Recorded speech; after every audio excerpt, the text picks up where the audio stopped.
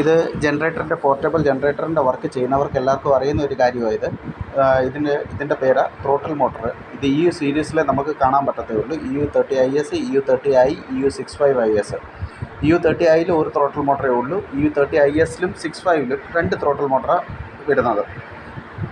അപ്പോൾ ഞാൻ ഈ വീഡിയോ ഇട്ടത് വേറെ ഒന്നുമല്ല, എൻ്റെ കയ്യിലിരുന്നൊരു പഴയ ഒരു ത്രോട്ടിൽ മോട്ടറാണ്. അപ്പോൾ ഞാനിപ്പോൾ ഫ്രീ ആയിട്ട് നിന്ന സമയത്ത് ഞാനൊന്ന് ഓർത്തു ഇതിൻ്റെ ഒരു വീഡിയോ ഇടാമെന്ന്. ഇതെങ്ങനെ ഇരിക്കും, ഇതിൻ്റെ അകത്ത് എന്തൊക്കെ സ്പെയർ ഉണ്ടെന്ന്, ഇതെങ്ങനെ ഫങ്ഷൻ ചെയ്യുന്ന, ഇതിൻ്റെ അകത്ത് എന്തൊക്കെ ഉണ്ടെന്ന് എനിക്കറിയണമെന്നുള്ള ഇൻട്രസ്റ്റ് വെച്ചിട്ട് ഞാനിതൊന്ന് അഴിച്ചു നോക്കാമെന്ന് വെച്ചു.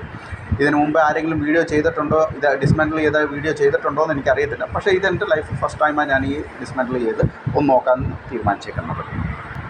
അപ്പോൾ നമുക്ക് നോക്കാം ഇത് ഡിസ്മാൻറ്റിൽ ചെയ്ത്. അപ്പോൾ ഇത് ഞാൻ മൊത്തം അഴിച്ചിട്ടുണ്ട്. ഇതിനകത്ത് എന്തൊക്കെയാണ് വരുന്നതെന്ന് നോക്കിയത്. ഇതിനകത്ത് ഈ കോയിൽ വരും, ഇതിനകത്ത് കോയിലുണ്ട്.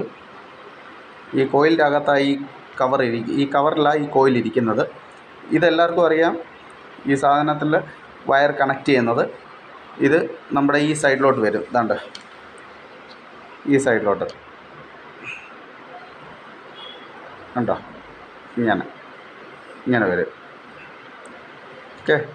പിന്നെ ഇത് ഈ കവറിൻ്റെ ഇതിൻ്റെ സെൻറ്ററിൽ ഒരു ചെറിയ ഹോള് കണ്ടോ, ഈ ഹോളിലാണ് ഇരിക്കുന്നത് സെൻറ്ററിൽ.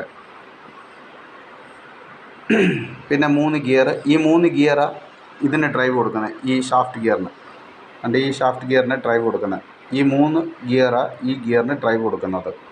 ഓക്കെ. ഇത് അതിൻ്റെ ഫിറ്റിങ്സ്. അപ്പോൾ ഇത്രയും പാർട്സ് അതിനകത്ത് ഉണ്ട് ത്രോട്ടിൽ മോട്ടറിൽ.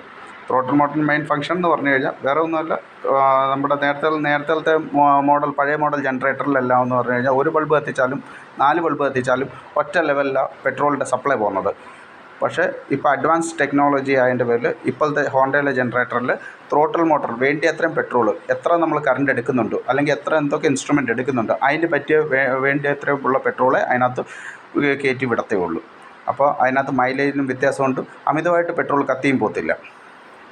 Okay, thank you.